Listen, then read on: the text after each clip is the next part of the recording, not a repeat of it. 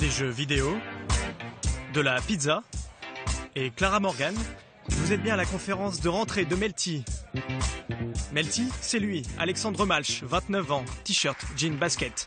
Un chef d'entreprise à l'image de ses lecteurs. Merci beaucoup, c'est très gentil. 26 millions de visiteurs par mois, répartis dans 8 pays, plus de 4 millions d'euros de chiffre d'affaires.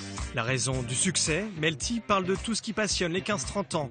Et grâce à un système de recherche performant, parie sur ce qui va être tendance. L'idée de Melty, c'est de trouver justement les sujets qui intéressent les jeunes en temps réel.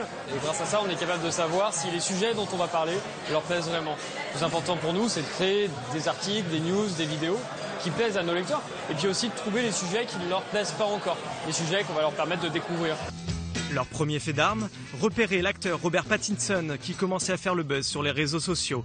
Il n'était alors qu'un second rôle dans Harry Potter, bien avant d'exploser dans Twilight. Minute Buzz, Topito, BuzzFeed, à l'image de Melty, les sites qui ciblent la génération Y se multiplient et s'affrontent jusqu'au terrain de football.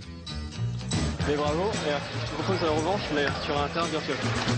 Là où Melty surfe sur la culture adolescente, Minute Buzz va privilégier des contenus divertissants que l'on aime partager sur Twitter ou Facebook. On s'est axé sur le sourire parce que quand on regarde la presse télé ou la presse écrite, franchement, on a l'impression que tout va mal et que c'est la fin du monde dans quelques jours. Nous, Minute Buzz, on est pour redonner un peu de sourire aux gens. Et on s'est rendu compte que le sourire était un positionnement aussi auquel les marques adoraient s'associer. Et du côté du modèle économique, ces sites innovent leur stratégie, écrire du contenu sponsorisé par des marques. Dans le milieu de la pub, on appelle ça la native advertising, de la publicité maquillée. Ici sur Minute Buzz, un article sur un stylo qui vibre quand on fait des fautes d'orthographe. En y regardant de plus près, on peut lire cette mention, rendue possible par EDF. Et à la fin de l'article, cette vidéo. Les femmes et les hommes d'EDF ne cesseront jamais de croire au progrès.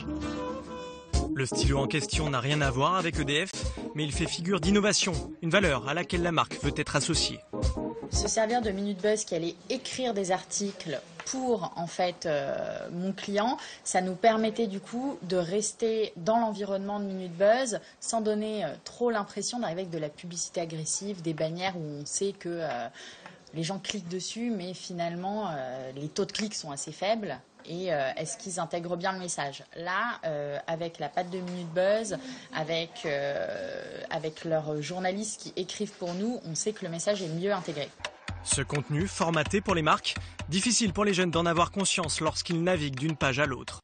Pour les fondateurs de ces sites, les contenus potaches font qu'ils ne sont pas tenus à la même éthique que les journalistes de médias plus sérieux.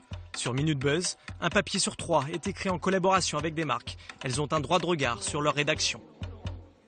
L'équipe rédac brainstorm sur le sujet, ils définissent le sujet.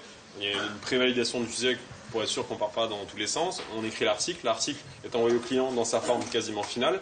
Et une fois que c'est bon, à part ça part en ligne, ça part en mise en ligne.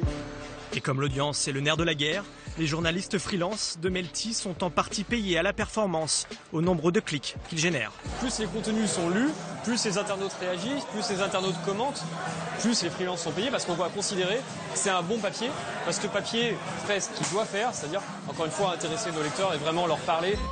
Melty et Minute Buzz, les deux sites continuent à embaucher et à se développer. Une rentabilité qui donne des idées dans un secteur de la presse moribond. Les sites du Figaro et du Monde ont expérimenté à leur façon la native advertising. Du publi reportage, nouvelle génération.